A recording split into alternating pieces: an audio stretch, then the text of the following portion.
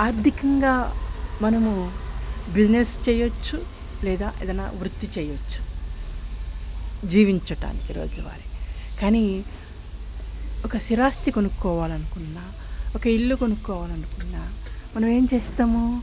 బ్యాంకుల నుంచి అప్పు తెచ్చుకుంటాం. అంటే ఏంటి?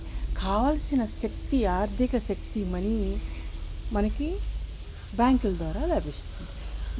మనం సంపాదించుకున్న రూపాయి ఒక్కటే మనకి సరిపోదన్నమాట. అట్లాగే మానవ జీవితంలో ఉన్న ఎమోషన్స్కి, బాధ్యతలకి, ఫీలింగ్స్కి, సమస్యలకి పరిష్కారం చేసుకోవటానికి మానవ శక్తి ఒక్కటే సరిపోదు. మనకప్పుడు పంచభూత శక్తి, విశ్వశక్తి నుంచి అందాల్సి ఉంటుంది. ఆ శక్తిని స్టోర్ చేసుకుంటాం. అదే యోగా.